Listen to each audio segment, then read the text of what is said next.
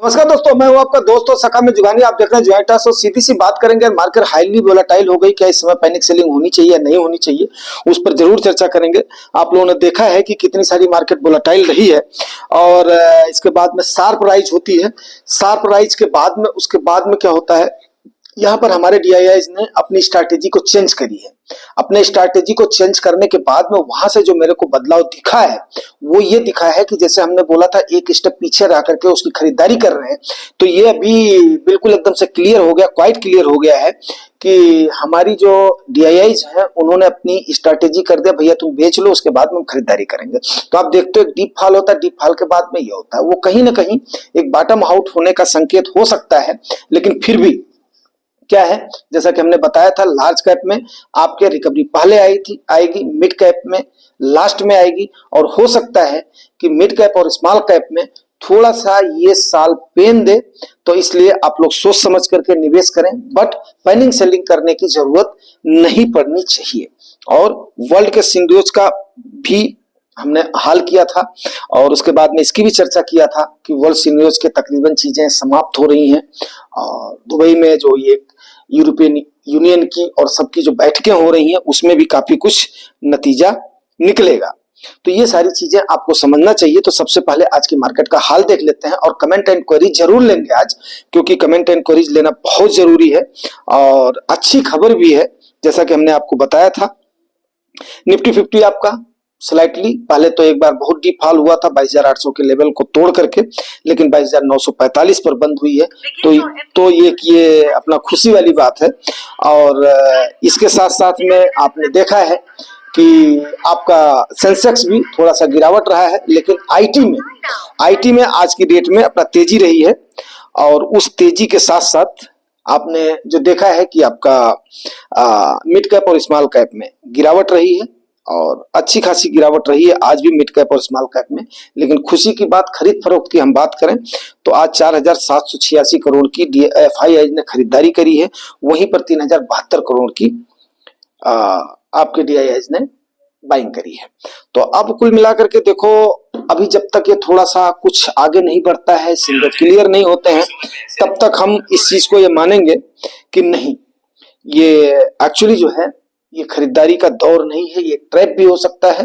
तो इसको अभी आपने थोड़ा सा रुकना है, आपने थोड़ा सा इसको समझना है, समझने के बाद में फिर उसके बाद में बातचीत करनी है। तो सीधा और सिंपल सा मैं एक लाइन में अगर इसका जवाब दूं तो मेरा जवाब यही है। आगे फिर आपकी थोड़ी सी और जो है चर्चा मैं आगे अपना बढ़ा देता हूं, बढ़ाने के बाद में फिर आगे हम बात करते हैं। जैसा आपने देखा है कि स्टीप फॉल के बाद में रिकवरी के बाद में ये 2 दिन से जिस टाइप से मार्केट बिहेव कर रही है वो थोड़ा सा लग रहा है कि कहीं ना कहीं लार्ज कैप का अब गिरावट जो है वो खत्म होने वाली है। ऐसा मेरा ये पर्सनल ओपिनियन है, बाकी अभी आने वाले समय पर देखता हूं, क्योंकि मार्केट का कोई भी वो नहीं कर सकता है। अब यहाँ पर एक चीज आपको मैं और बताऊंगा कि जैसे आप लोग जो पैनिक सेलिंग के संदर्भ में एक एग्जांपल से आपको बताना चाहूंगा। मैं सपोज करो कि आपने कोविड के टाइम पर 100 रुपए इन्वेस्ट किए थे, मैं 100 रुपए का एग्जांपल देता हूं, तो वहां से बहुत सारे फंड्स में, बहुत सारे शेयर्स में आपका 3 गुना से लेकर के 5 गुना तक आपका हो गया है। तो आपका अगर मान लिया, जैसे स्पेसिफिक एक पैमाना है, बात को मेरी थोड़ा सा ध्यान से समझिएगा, बड़ा ही बेसिक सा एग्जांपल आपको दे रहा हूं कि हो सकता है इससे आपको कुछ मोटिवेशन भी मिले और मार्केट की स्ट्रैटेजी भी समझ में आए। तो वहां पर जो होता है कि आपको जैसे मान लिया 3 गुना आपका पैसा हो गया है, 3 गुना पैसा हो गया तो मतलब 300 रुपया आपका बन गया है, ठीक है ना, 4 साल के अंदर में। 4 साल के अंदर में तो 200 का आपका क्या हुआ, प्रॉफिट हो गया है। यहाँ पर अगर मैं 15% पूरा नहीं, 18 नहीं, 20 नहीं, 15% का मार्जिन डाल दूं तो 15 चौके 60, 100 रुपए का आपका कितना होना चाहिए था, 160 रुपए आपकी वैल्यू होनी चाहिए थी। वहां पर आपकी वैल्यू कितनी हो गई है, 300 रुपए हो गई है। तो जाहिर सी बात है कि अगर आप उसमें निकल गए होते तो 300 रुपया लेकर के निकल गए होते। आपने बोला नहीं भाई, मेरे को कंपाउंडिंग करनी है और उसके बाद में मैं बार बार इसका नहीं करूंगा, ठीक है। बहुत लोगों की जैसी स्ट्रैटेजी होती है उसमें से मैं भी हूं। तो आपका जो है 160 रुपया आपका होना चाहिए था, तो मार्केट आपकी 140 रुपया क्या करेगी, खींचे। क्यों, ठीक है ना।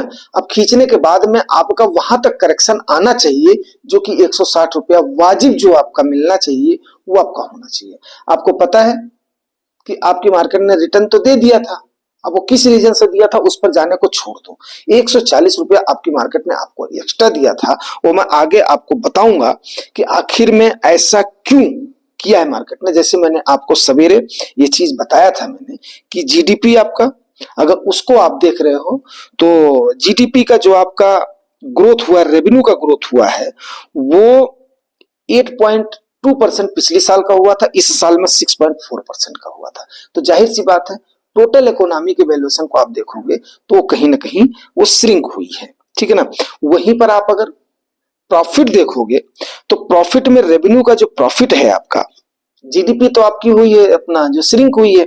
अब प्रॉफिट को आप देखोगे तो पिछले साल में से 1.9% था, अभी इस साल में कितना हुआ है आपका, सॉरी प्रॉफिट आप देखोगे तो रेवेन्यू इसके लिहाज से आपका जो प्रॉफिट का जो ग्रोथ है, ठीक है ना, प्रॉफिट का ग्रोथ जो आपका है वो पिछले साल कितना हुआ था, 26.2% हुआ था, और इस साल में आपका प्रॉफिट कितना हुआ है, 12.6% हुआ है। अब आप यहां से अंदाजा लगा लो कि कैसे आपकी कंपनियां प्रॉफिट देंगी जब आपका जीडीपी का ग्रोथ यही है। और कंपनियों का जीडीपी तो किसका हो गया, नेशनल ग्रोथ हो गया, उसमें कई सारे आयाम मापे जाते हैं, लेकिन कंपनियों का ग्रोथ तो प्रॉफिट से नापा जाता है ना। तो आपका जब प्रॉफिट ही यहाँ पर डाउन हो गया है तो उसके बाद में ये कैसे आपकी वैल्यू ला सकती है। तो इसके बाद में क्या हो रही है, वैल्यूएशन तो होना लाजमी है और वैल्यूएशन का होना तय भी है, ठीक है। अब इसमें क्या हुआ है कि रिटर्न आपका वेरी हाई हो गया है, ठीक है। अब यहां पर पैनिक सेलिंग का जो सवाल पैदा होता है, पैनिक सेलिंग दो तीन कारण से होता है। शुरू में क्या हुआ, 4-5 महीने लोगों ने खींच लिया जब ये गिरना शुरू हुआ है। अभी और अगर गिरावट होगी तो और ज्यादा पैनिक फैलना स्वाभाविक है। अब लोगों को लगेगा यार मेरा तो बैंक के लिहाज से भी कम हो गया है। जैसे अब 160 रुपए से कुछ ऐसे जो कि शेयर्स वाले हैं उनका 160 रुपए से भी कम हो जाएगा, तो अब वो देखेंगे, बोलेंगे मेरा तो बैंक से भी मेरा रिटर्न कम हो गया, उनके अंदर और पैनिक फैलेगा, वो और निकलने की कोशिश करेंगे। तो इसको अब अवॉइड करने के लिए अभी उसके बाद में हम क्या करेंगे, हम एक जो हमारी मार्केट का कैपिटलाइजेशन है उसको, कैपिटलाइजेशन को हम मार्केट के जो उसका टोटल जो उसका कार्पस है उस कार्पस के मुताबिक इसको हम डिसाइड करने की कोशिश करेंगे और वहां से आपको बहुत सारी चीजें क्लियर हो जाएंगी। लेकिन उस डाटा को मैं रखता हूं पेंडिंग। सबसे पहले लेता हूं कमेंट एंड क्वेरीज, क्योंकि कमेंट एंड क्वेरीज आपकी बहुत जरूरी होती हैं। वो कमेंट एंड क्वेरीज आपका जब तक आपका क्लियर नहीं होगा तब तक मेरे ख्याल से आपको आनंद नहीं आएगा, ठीक है ना। तो कमेंट एंड क्वेरीज को लेना शुरू करता हूं। तो सबसे पहले अभिजीत गोदरा जी हैं, राकेश झुनझुनवाला सिर्फ ट्रेडिंग करके शॉर्ट सेलिंग करके पैसे बनाए थे क्योंकि मेहता जेल चले गए थे, कोई इन्वेस्टमेंट से नहीं बने हैं। और उस समय एलटीसीजी ने, यस एलटीसीजी भी नहीं था, एसटीसीजी भी नहीं था, ठीक है ना। ये तो जेटली जी के टाइम से हुआ है। और आप बोल रहे हैं कि और आईएमसीए, तो कहानियां अच्छी हैं बट बियर फेज है, ऐसे ही नहीं आएगा। एफआईआईज अब so patient now, do not put money immediately.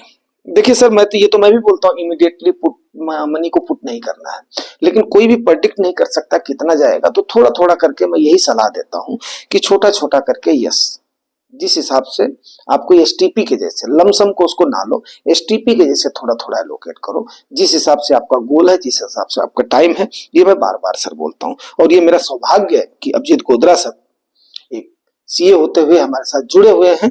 तो ये हमारे जो है टॉक्स के परिवार के लिए अच्छा है। ये टाइम टू टाइम हमें मार्गदर्शन करते रहेंगे, आप लोग उससे लाभान्वित होंगे। तो आपका सर बहुत बहुत स्वागत है अभिजीत जी, आप हमारे चैनल के बहुत ही अहम मेंबर साबित हो रहे हैं।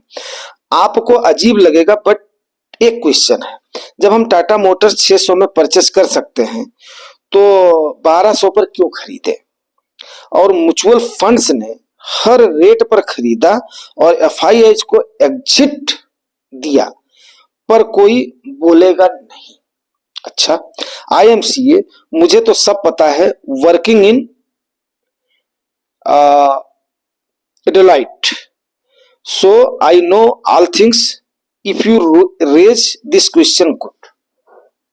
अच्छा देखिए सर, क्या होता है मार्केट का, जो मुझे जहां तक समझ है सर, मार्केट में ऐसा होता है कि जब गिरावट का भाव होता है, मार्केट की जो रिकवरी कहां से शुरू होती है, जब केवल बेचने वाले ही मिले और खरीदार ना मिले। अब इसको मैं बहुत ही, जैसे मैं देसी आदमी हूं तो देसी के जैसे मैं इसको समझाने की कोशिश करता हूं सर।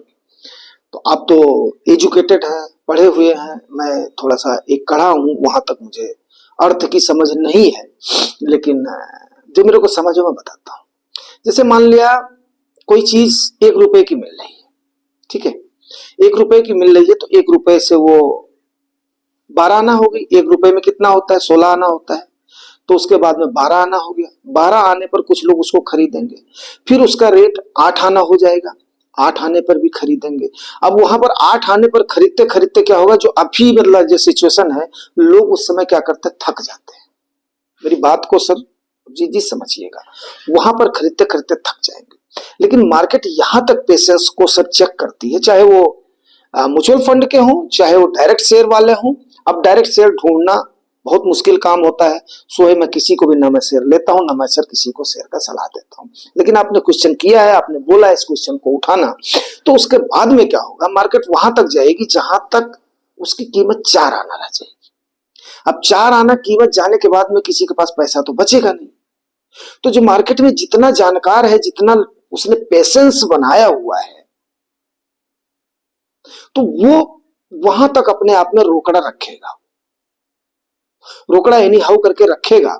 लेकिन वो ये भी इंतजार नहीं करेगा कि, क्योंकि उसको पता है कि मार्केट 4 आने पर जाए या ना जाए, वो 8 आना में भी खरीदेगा, 12 आना में भी खरीदेगा, 80 पैसे में खरीदेगा, 60 में खरीदेगा। वो क्या करेगा, एवरेज आउट करने की कोशिश करेगा। तो इसीलिए मैं हमेशा सलाह देता हूं पार्ट पार्ट में करने की। सर आपको रिप्लाई कैसे लगा, आपको छोटा सा बेसिक एग्जांपल कैसे लगा, वो आप बताइएगा। 8 आने से भी कम हो सकता है सर। जब हमने, आपको याद होगा सर, कोविड के टाइम पर 800 रुपए में, 700 रुपए में आपका रिलायंस जैसा शेयर मिल रहा था, आपका बजाज फाइनेंस, बजाज फिनसर्व, आपका दीपक नाइट्राइट एटसेट्रा के मैं कितने बताऊं मैं। अभी मैं उस कहानी को बताऊंगा तो कम से कम आप लोग बोलोगे कि मतलब वो करके पता नहीं हमने कभी किया होगा उद्धृत कि नहीं किया होगा, किसी दिन जरूर चर्चा करूंगा सर। तो अब जिस गुदरा सर, एक बार फिर आपका बहुत बहुत स्वागत है जुगाई टॉक्स के परिवार में। आप एक हमारे बहुत ही इंपॉर्टेंट मेंबर आप जुड़े हैं, और मैं उम्मीद करता हूं कि आपके एक्सपीरियंस का, आपकी जानकारी का लाभान्वित होंगे हमारे व्यूअर्स और सब्सक्राइबर्स। चलिए, हम हैं निवेशक बेशक, बहुत अच्छा जुगानी जी। उसके बाद में ये धनंजय सर ने बड़े दिनों के बाद में किया है। सर मेरा नमस्कार, अब मेरा सब फंड डायरेक्ट में, गुड, रेगुलर से डायरेक्ट में कर दिया सर ने। आपके रंधवा फिर नौटंकी शुरू कर दिए हैं सर, अपनी दादी में दाढ़ी में डाई लगा लो, अब क्या कहें, 27 तक खुश तब दुखी क्यों। अच्छा, 27 सितंबर तक सब लोग खुश थे, तो अब दुखी क्यों हैं, ठीक है ना। आरबीआई गवर्नर गुजरात बंधु से सीखो, फालतू बात नहीं सर, कोई बात नहीं सर, ये परिवार में चलता रहता है छोटा मोटा, ठीक है ना। और इस टाइप से मतलब जो है, अगर सब लोग नहीं होंगे तो फिर ये परिवार फिर वो कैसे बनेगा, अपना रोचक कैसे बनेगा। इसलिए यहाँ पर आना चाहिए। एक्चुअली उन्हें भी अपने व्यूज रखने का हक है। ये व्यूज है, एक टाइप का डिस्कशन चलता है, तो व्यूज में, ओपिनियन में किसी बात का वो नहीं मानना है सर। सर थैंक यू आपके उसके लिए, बहुत बहुत जो है शुभकामना के लिए आपको बहुत बहुत अपना धन्यवाद। बट परिवार में सबका अपना स्वागत है, सबको अपना अपना मत रखने का हक है, ठीक है ना सर। फाइनली तो मैंने उस चीज पे बोलना है, कोई बात नहीं सर। सर बहुत दिन बाद कमेंट किया, ये रंधवा को क्यों ऐसा बोलते हैं धनंजय सिंह, एफडी नहीं किया, एफडी क्यों नहीं किए सर, एफडी क्यों नहीं किया, उनका अभी जो सिक्योर है उन्होंने किया हुआ है, उनका डेप्ट में भी लगा हुआ है, इनका इसमें भी लगा हुआ है, इक्विटी में भी लगा हुआ है। तो एक्चुअली उनके पास जो है टैक्स सेवर फंड है, और उसके बाद में 8 लाख रुपए, 8.5 लाख रुपए अभी उन्होंने लगाया है, इक्विटी में भी लगा, डायरेक्ट इक्विटी में, पेयर इक्विटी में लगाया है। तो आदमी का बोलने का अपना अपना मत रखने का एक जो तरीका होता है, उसमें नहीं करना चाहिए। सारस्वत जी बोल रहे हैं, भैया जी मैं आपका हर वीडियो ध्यान से सुनता हूँ और लाइक भी करता हूँ। मैं आपका अनपढ़ देहाती आदमी, तो उसके बाद में इसकी 2 रिप्लाई पॉजिटिव रहे, उचित निर्णय ले सकते हैं, एक तो ये। और लगे रहो, धीरज रखो कपिल बाबा, गुजरात के लोग अनपढ़ बनकर आता है और सबको सिखा कर जाता है, ऐसा होता है गुजराती। यस, इसमें कोई भी संदेह नहीं है। अनपढ़ कैसे हो आप भाई, मैं ये नहीं कर रहा हूँ। सरस्वती जी बोल रहे हैं भाई मैं तो मारवाड़ी हूँ, गुजरातियों जितना होशियार थोड़े ही होते हैं, मारवाड़ी तो सबसे होशियार होते हैं। चलो ठीक है, मारवाड़ी और गुजराती का नहीं सर, आपने अभी तक अपने पोर्टफोलियो को, एक्चुअली मैं बड़ी जिम्मेदारी के साथ बोलना चाहूंगा, आपने अपने पोर्टफोलियो को रखा नहीं है। अगर आपने रखा होता तो यस डेफिनेट है सर, आपको जवाब मिल जाता, और जो आपने दिया होगा सर डेफिनेट है उसका हमने जवाब दिया होगा। लव यू जुगानी जी। जो गौरव सर बोल रहे हैं मिड और स्मॉल कैप में जिस बेइज्जती के साथ पीटे जा रहे हैं उससे आपकी मना स्थिति में समझ सकता हूं सर। यहीं पर मना स्थिति समझने वाली बात हो रही है। मैं आप ये तो बहुत छोटा सा टाइम है, पीरियड है, अभी साल भर 2 साल भी अगर मिड कैप और स्मॉल कैप का जो लोकेशन है वो भी चलेगा, बहुत लंबा ड्यूरेशन है उसका, बड़ा लास्ट गोल है उसका, तो इतना ज्यादा कोई इसमें घबराने वाली जरूरत नहीं है। और मैं उम्मीद करता हूं कि हर निवेशक उसी प्रकार से अपना गोल बनाएगा, उसी प्रकार से टाइम देगा, और 1 डिकेड तो कम से कम मैंने मांगा हुआ है। अगर 1 डिकेड से लेस टाइम है तो स्मॉल कैप में आने का कोई मतलब नहीं बनता, 7 साल के कम का टाइम है तो मिड कैप में आने का कोई मतलब नहीं बनता। और मेरे ख्याल से बहुत लोग इस बात को सहमत होंगे कि ये समय हमेशा ऐसा नहीं रहेगा। ठीक है सर, ओके ओके। जुगानी जी बहुत दुखी लग रहे हैं, मेरी बात मान लेते। देखो सर, हमेशा एनर्जी लेवल उस टाइप का नहीं रहता है, कभी कौन सा काम किए हैं कभी कौन सा नहीं। लालच बुरी वाला लालच नहीं सर, इसको लालच नहीं कह सकते हैं, इसको बोलते हैं higher risk and reward according to that. Market उसी अनुसार रिवार्ड करती है। अब आप किस प्रकार का रिस्क ले रहे हैं, किस लेवल के इन्वेस्टर आप हैं, तो उसकी कई सारे इन्वेस्टर्स की कैटेगरी होती है, वो मैं किसी दिन आपको जरूर बताने की कोशिश करूंगा। ओके, दिसंबर में गड़ा फाड़ कर चिल्ला रहा था मिड कैप स्मॉल कैप बहुत बुरे गिरने जा रहा है, तब बाबा जुगानी जी हमें एंग्जाइटी करी, न जाने क्या क्या बोले। अब हिम्मत है तो बाबा जी खुल के बोलो, मैं आपका शुभचिंतक था, ईमानदारी से बताना। कमेंट आज भी इस फोरम पर प्रेजेंट हैं। अच्छा गुड। अब उसके बाद में विकास शर्मा जी बोल रहे हैं तो क्या हो गया, क्या चाह रहे हो अब। सीधी सिंपल सी बात है। देखो सर, ये नए नए लोग और उसके बाद में इतना बढ़िया मतलब जो है इनका रिस्पॉन्स है, रिस्पॉन्स नहीं मतलब समझ रहे हैं, समझने की बात नहीं है, करवट लेगा समय, और करवट लेगा तो सर इस हिसाब से भागती है मार्केट कि आपको समझ नहीं आएगा। आप अभी कंपाउंडिंग इसकी जानते नहीं, जब एलोकेशन हो जाता है तो उसकी कंपाउंडिंग को आप समझते नहीं हो। आज के टाइम पर आपको दिख रहा होगा कि ये सोने ने सबको पीछे छोड़ दिया है, सोने ने सबको पीछे छोड़ दिया है। लेकिन सर इक्विटी डेफिनेट है, आप देखना इक्विटी सबको पीछे छोड़ेगी। और अभी इंडिया में, इंडियन मार्केट में बहुत ज्यादा ग्रोथ की संभावना है सर। आप इतना सारा एनालिसिस में ब्रॉड आप लोगों के साथ इतनी सारी चीजें जो कि हमें खाली निवेश से संबंधित होना चाहिए, लेकिन नहीं, मैं जानकारियां आप लोगों को क्यों देता हूं सारी, ताकि आप लोगों को थोड़ा सा समझ विकसित हो। और चलिए थैंक यू। विजेंद्र सर ने क्या बोला, आज सोचा कि एसबीआई स्मॉल कैप का एसआईपी अमाउंट चेंज कर दूं, पता चला इस फंड में अमाउंट डेट चेंज करना अलाउड नहीं है। सर आपका यही तरीका है, कुछ नहीं है इसमें, कुछ नहीं है सर।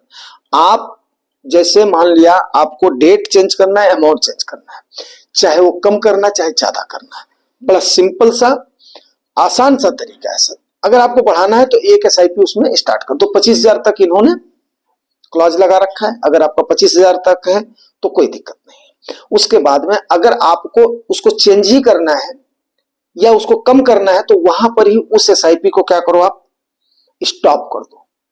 आज आपने पे कर दिया, स्टॉप कर दो। बाकी 1 महीने का टाइम लेते हैं एसबीआई, मेरे ख्याल से 15 या 20 दिन में आपको आ जाएगा आपका, और वहीं पर ही आप फ्रेश एसआईपी खोल दो, बस वहीं से शुरू हो गया, मैंडेट वहां पर दे दो, तो स्टॉप करके और उसके बाद में आप कर सकते हो। इसमें कोई इतनी बड़ी चीज नहीं। हाँ थोड़ा सा क्या है कि जैसे ग्रेट रिस्पॉन्सिबिलिटी, संजय पांडे जी बोल रहे हैं, थैंक यू सर। जाना भाई ने भी दिल से किया है, शुभ यात्रा बोला है सारस्वत सर ने।